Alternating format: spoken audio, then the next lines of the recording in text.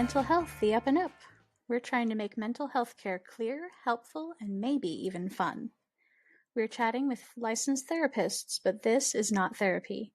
These are simply thoughts and ideas for you to discuss with your own therapist and to help you on your journey of complete wellness. Just in everyday life, I was listening to a podcast the other day where several of the speakers on the panel were talking about their life, their struggles, and it got into talking about mental health. And at least three of them mentioned that they went to try and get help from a therapist and were not only not helped, but were Mhm. told from the therapist basically, well, I can't help you. There's nothing we can do for you, which absolutely horrified me that three Horrifies individuals you? from very different walks of life, yeah, all had this experience of trying to seek help and not only not getting it, but kind of being dismissed and shoved off about it. Mhm. Yeah, horrifies me as well. Should never happen, and reminds me of our discussion we had about like the why people don't do things that they know that they know would be helpful. Is those Yeah, therapists, again, don't know the exact story, but for some reason those therapists said, well, all the reasons I know about aren't working, so I probably there's nothing there. And they're like, no, there is something there. You just have to be curious and try to find it. go ahead. I was going to say, bottom line, what I will end with, and hopefully say 18 times in the 10 minutes that we talk, if you are not feeling comfortable with a therapist, or you are feeling dismissed by a therapist, or for any reason that therapist isn't clicking with you, and if you do feel comfortable saying something to them, say something to them. If you don't, find another therapist. You know, I do this with Absolutely. customer service. Like if I call whatever, a store that I have a complaint about and the person is just not helping me, I'll hang up and call back, because the next person that answers is going to be a different person, and maybe they'll listen to me. So, yeah. It definitely goes back to our first few podcasts where we were talking about when you go to therapy or in any relationship really, but especially if you're going and paying someone to help you, Mhm. you should feel seen, you should feel understood, and you should absolutely feel safe physically and safe emotionally talking about whatever you need to talk about. Mhm. And like you've said, it's not a clear process. It's not an easy process to deal with your life struggles and to unravel why you do the things you do or you think the things you think. Mhm. It's a very complicated process, and it's not going to be a super clear linear journey Mhm. toward getting better or getting healthier. But your therapist should absolutely know that, and they should be willing to work with you through even the rough points where you're not making progress. And if they're not, Yeah. absolutely a red flag to me. 100%. Yeah. I had early on when I first started my private practice, I had a referral from another therapist who sent a client to me. And in my fresh young days, I would always call the referral source and say, what worked, what didn't work, with the client's permission, of course. And one of the Mm-hmm. things that therapist said to me is, she will never change. And I was there like, are you kidding me? You're the instrument of change. The whole theory behind therapy is that people can change with the proper help and support. Yeah. And that client did change once her and I figured out again what the problem actually was, which that therapist had a different understanding of what the problem was. So of course the interventions weren't working. But Mm-hmm. even if they weren't working, what a horrible thing to say, to say, well, they'll never change.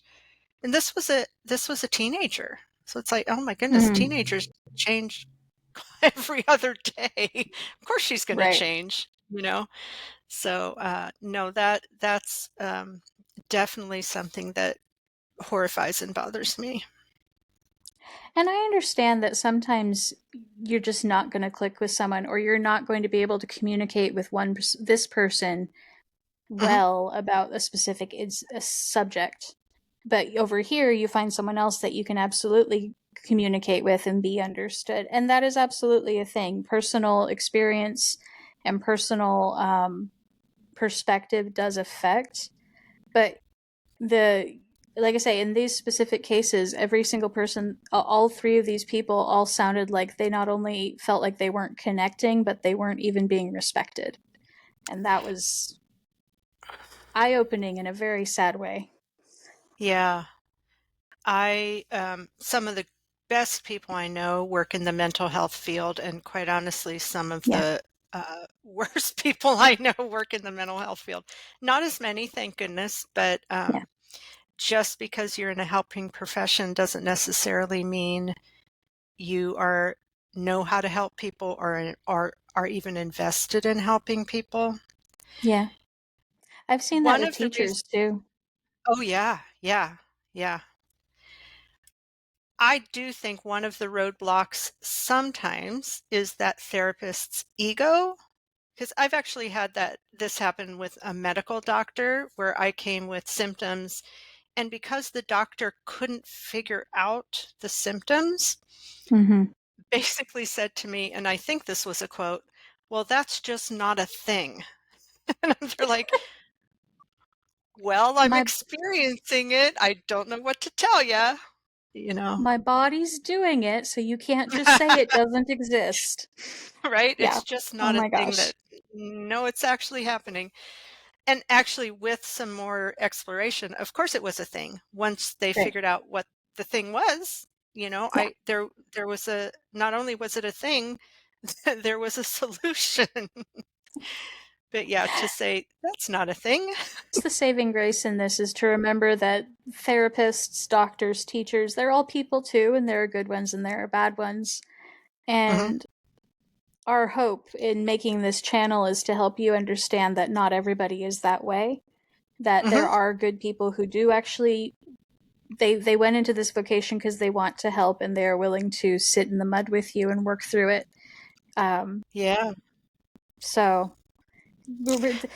this kind of started on a low note, but I do want to be encouraging and help everybody understand. Like the whole reason Yeah.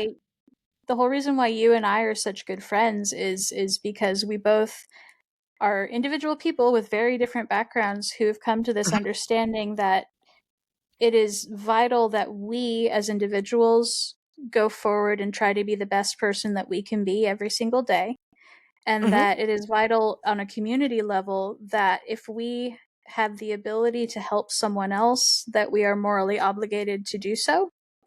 This is something Uh-huh. that you and I have connected on a lot, and we're not the only ones. Mhm. We're a drop in the bucket, but we're not the only ones who feel this and who do want to help people. So this is not a Yeah. plug just of how cool we are, but we want to give you encouragement to keep seeking help and keep looking for good connection with friends, with family, with therapists, Yeah. because you do deserve it. Yeah. And I'll just say a couple of final thoughts is one, when you and I are good friends. We do not always agree on things. Um, Very sometimes true. I'm going to tease you a little bit. Sometimes I look at you and go like, "What are you doing, Anna?" Not often, but sometimes. But it doesn't matter. It's not my life. You have different goals than Right. I do. I can respect your goals without agreeing with them. And you can Exactly. respect my goals without agreeing with them or even thinking they're silly from your perspective. But if they're Right. my goals, they're my goals. And therapists should also really understand that if you're having an issue with something, to not say, well, that's not a thing, or that's not a thing I can help you with. Because at the very Something. least, sorry, so at the Go ahead. very least, I compare therapy to doing detective work. if a detective walks into a room where there was a murder, whatever, I don't know why I went that far, and that detective said, I'm only going to look at the places in this room where there are clues, that's ridiculous. You don't know where the Mm-hmm. clues are. So Mm-hmm. if you look 3 places and don't find any clues, and you say, well, there must not be any clues here, that's not accurate. So a therapist can say, you know what, I'm looking around where usually there are clues, there aren't clues there, but let's look a little further because to see what we can find. Yeah, Because we don't know what we're going to find. definitely. Yeah.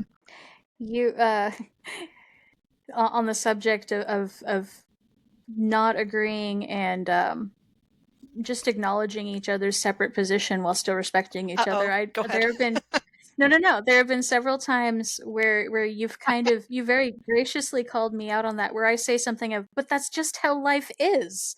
But that's just what anybody should Ah, do. And you're like, okay, from your perspective, yes. And uh-huh. yeah. And that Yeah, is, I think that is definitely vital for a therapist to be able to communicate that. Because even if for you that is absolutely right and wrong, and that is exactly how everybody should do it, it's common sense. yeah. Your therapist should be able to help you see that um, as a perspective point, not just anyway. When I say those things to you, my struggle, and I think this goes along with sometimes when therapists say, well, I just can't help you, is I have such a high need, not need, I have such a high desire to help people that I Mhm. really want to jump in and say, no, Anna, here's the answer. No, I exactly know what to do. And number one, I don't because I don't live your life. And number two, you may not be at a space where you've even explained the whole situation Yeah. or are ready to hear a solution. But I do think a lot of people in the helping profession do have a need, desire, um, uh, way of thinking that they really want to help people. And when they Hmm. can't help people or feel they can't help people or believe they can't help people, that feels like can feel to them that they are not doing their job or they're not good at their job. And Yeah. most people don't want to feel that. It's a lot easier to kind of blame the patient or blame the client and say, well, they're just not helpable, you know, Right.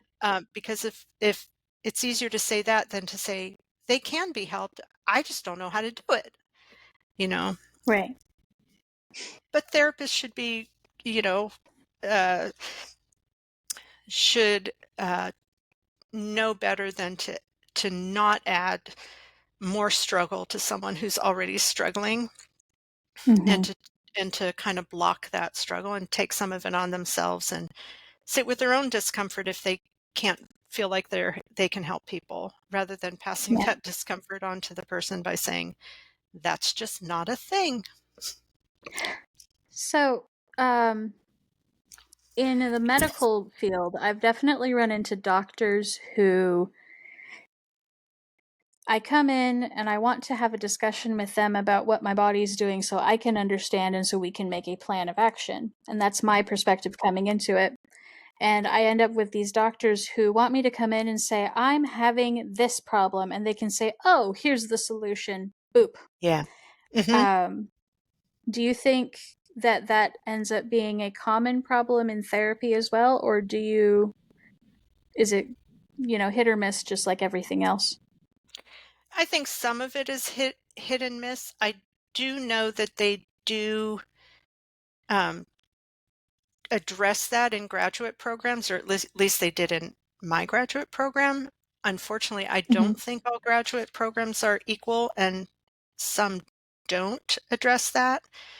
But we address Fair. what's called like, well, there's different names for it, but basically not letting our needs or our ego get in the way of meeting respecting or meeting our clients' needs, so that if I'm Mm. uncomfortable or I feel ineffective or I feel like I can't help you, I feel incompetent, to not Yeah. pass that on to the client, to hold that into myself. So that's Okay. something that specifically therapists should be better at than the general population, because we study it and we acknowledge it and we develop strategies for it. That isn't to say that that everybody can do that, or that all therapists decide to do that or are able to do that. And I do Mm-hmm. think in the helping professions, there is a strong desire to fix the pain. Uh, and Mm-hmm. I'm going to go back to something I may have mentioned before. It's one of my favorite quotes that I will misquote. But it's Mr. Rogers, Fred Rogers, who said something close to, when you cry, people have said forever, please don't cry. Not because they want you to feel better, but because they want themselves to feel better. And they're uncomfortable with your tears.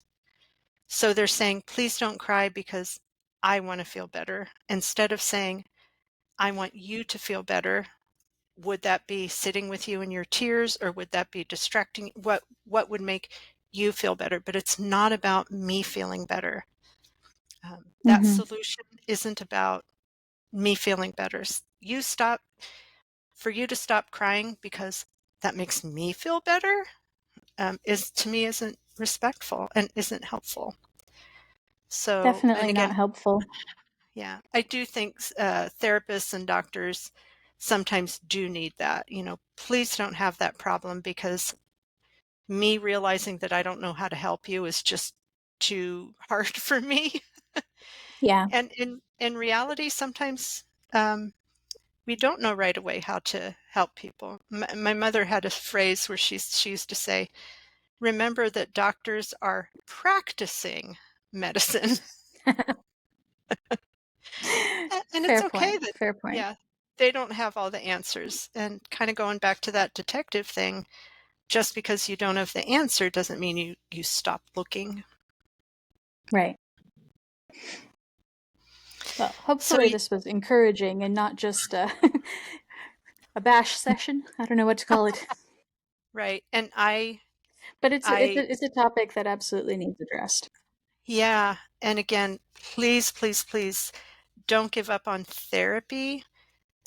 In general, if you have that experience, talk to another therapist, a different therapist, talk to other people who've been in therapy, to try to find a therapist who you feel respects you and realizes that, even if at first they don't know how to help you, we know that there's something out there that will help.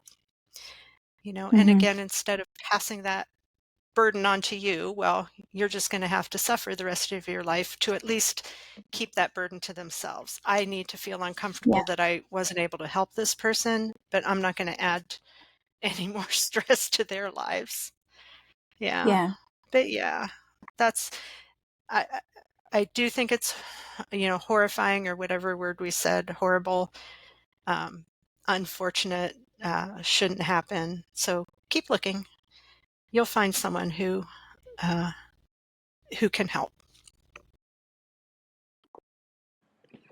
For more resources, shop at www.upandupwellness.com and hit that subscribe button. If you are in crisis and struggling right now, the national hotline is 988 and they can help you any time of the day or night.